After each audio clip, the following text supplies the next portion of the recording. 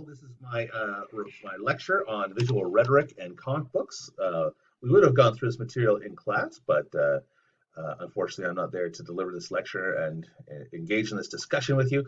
So we're going to do a kind of interactive lecture using this handout. So this handout is available, pardon me, in Module 9. Please download this first. Get this open. You're going to want to use this as you go through, okay? So you might have to toggle back and forth between the slideshow and this document, or you can have them open at the same time, whatever.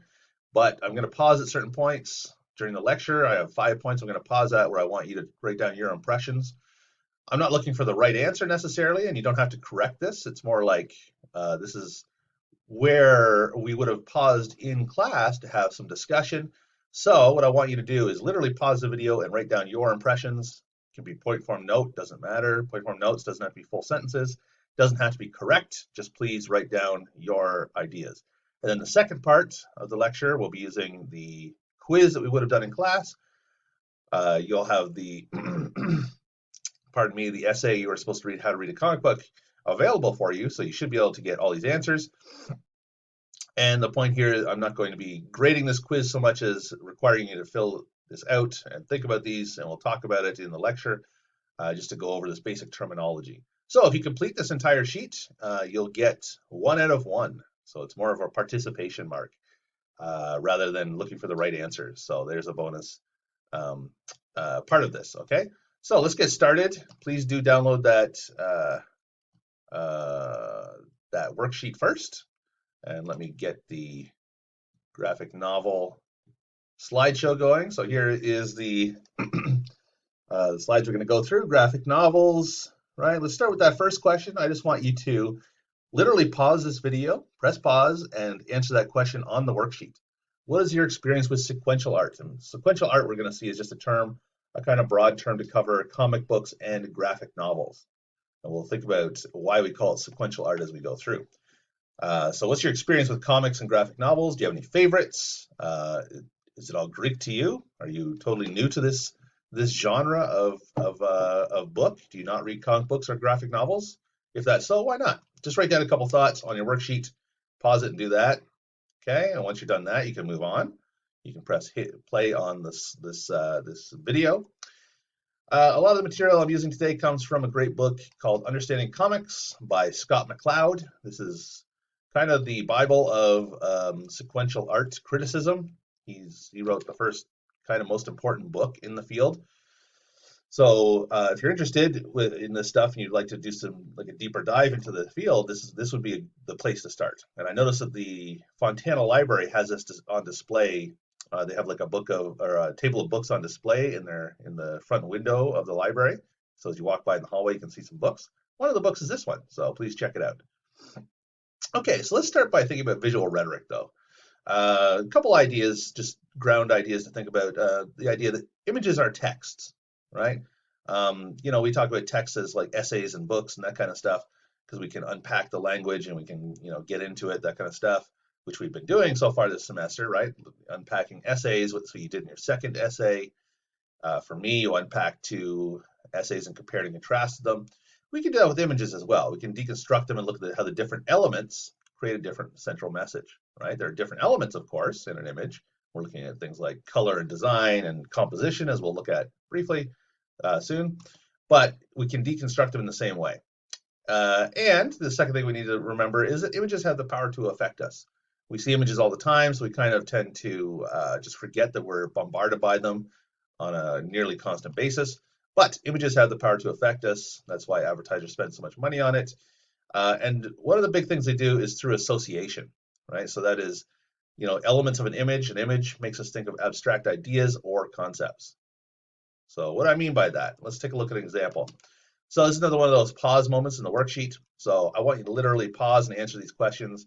What do you think this is a logo for? And if you know this company, okay, you can, forget that one. But, take a look at the image. Try unpacking this image. What does it make you think of? What are they doing with this image? Think about color and design and association. What does this look like, this shape, right? Think about the colors and the shape itself. What does it make you think of? You might even think about these letters stand for the name of the company. Why are they in lowercase? right? So take a moment, think about that. Once you've done that, hit play. Something you might want to notice, of course, is the yellow and green, right? It's kind of in the shape. Usually students, when we go through this, they come up with two ideas. It looks like either a sun, right, a sun shape, or a flower. And I think it's meant to evoke both associations. This image is meant to be associated with both of those kinds of things, right? And when you think about that, suns and flowers, what kind of associations do those two things have? They have, typically positive associations. They make us think of life, growth, energy, good things, right? Usually the sun and flowers are not associated with negative things. They're associated with green kinds of things. So what does this company do? BP? Well, who knows? Some ideas students came up with when I gave this lecture last time. One student thought it was a pot company, which I thought was an interesting modern take. But sure, like a grow company. Other people thought greenhouse company or solar energy, right? That kind of thing is usually the response that people have when they see this. However, BP stands for British Petroleum. So it's one of the largest oil companies in the world, and they've had some disastrous oil spills in the ocean and elsewhere. So this is an oil company using this to try to give a positive spin on their corporate image, right? Here's another example. So take another moment. This is question number 3. Pause. Answer those questions. This is our ex-president George W. Bush back in 2002. So think about, what does this photograph communicate about George W. Bush, and think about why they're using this image behind him. This is Mount Rushmore, right? These are 4 of the great presidents of American history carved into the face of a mountain, and here you have Bush posed before this image. So answer these questions. What are they trying to associate Bush with here? Okay, so pause, jot some stuff down, then press play when you're ready. A couple things, of course, to notice is these are the great presidents, and then you have another president, and he's put amongst them, basically. So they're trying to associate the grandeur of these American presidents with Bush. Note the angle of the picture, right? It's taken from below. It makes him look more significant, more powerful, right? That's what an angle like that does. If you imagine if it was an angle from above, this would not be nearly as successful a picture, right? But by shooting him from below like this, it's like his face is almost in line with these ones, right? At least that's what they're trying to suggest. And then, also look at the posing of the picture, right? Here he is at the lectern. He looks very commanding. He's got his hand sticking out, gesturing towards someone. He's not looking at the camera or anything. He's focused on somebody, speaking to somebody, commanding, right? He's very much in charge of this picture. Okay. So again, this is a very carefully staged photograph. This is not a random composition of images. Okay, let's move on. Another one, color and design are things that designers use and graphic designers use. So again, as we saw in that BP one, that the green and yellow is definitely a deliberate color, right? And one of the things we need to think about is, where is your eye directed, right? If you have any background in photography or art, you'll know that this composition idea is super important, right? Here's a PSA. Take a moment and think about this, right? This is question number 4, I think, on your sheet. Where is your eye drawn to first, second? How does this emphasize certain aspects of domestic abuse? So take a moment, think about that. Just spend some time with the picture. Where's your eye go when you look at this? And when you're ready, press play on the video. This is a very effective PSA, I think. There's no, it's a single picture, but it tells a whole story, right? That this fighting, the parents fighting or the guardians fighting, is having this terrible effect on the child, right? And the way your eye is drawn. When I talk about this in class with students, I usually more people are drawn here first, but then some people find their eyes drawn there first.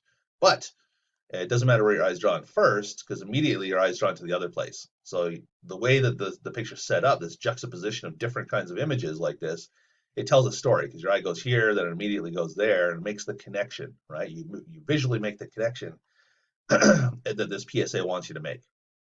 They don't have to put any words on the screen. It's a very dynamic and visual kind of story being told here, right?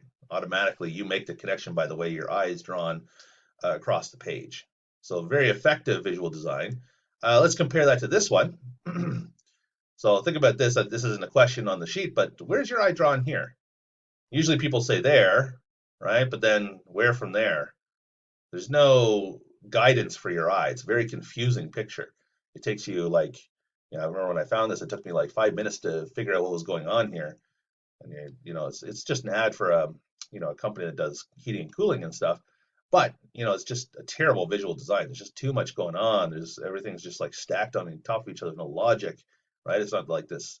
Our last one where there's this clear story being told. The connection between this and this is super clear. And this one is, you have to unpack it. Finally, you're like, okay, here's our team. Here's all the services they provide. But even that, no job is too high, right? Things like that. Like it's just random stuff they want to say about their company with no real logic or thought put into it. So, good and bad examples of design. Also, color. We need to think about color. We saw that with the BP ad, the green and the yellow. Hopefully, you know what these little pills. Well, maybe hopefully you don't know what these little pills are. I don't know. Uh, but these are Viagra, right? You can see the VGR.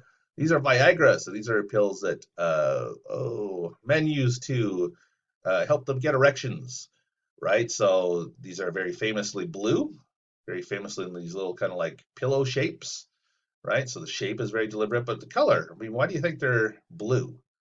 Why do you think they're not some other color? Remember, they're pills. They could be any color in the world, right? So, the company Pfizer, who makes the Viagra, probably spent thousands of dollars deciding which color to make these pills, right? Because this is a big moneymaker for them, and they decided on blue.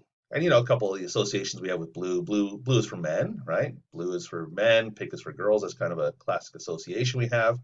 Very gender binary, of course, but it's something that holds true. Blue is also soothing, a soothing color, kind of neutral. You wouldn't want to make these pills black or, green might be weird because green is the color of life, but green's also the color of rottenness. On the other hand, the other side of things. So, Pfizer definitely spent a lot of money deciding to make these pills blue, and we need to think about why that is. Okay, finally, for this part of the lecture, let's look at the idea of visual symbols. So, color, design, these are all important, but there's also symbols, right, that help do storytelling. These are things, you know, um, concrete representation of concrete things that carry weight and represent abstract things.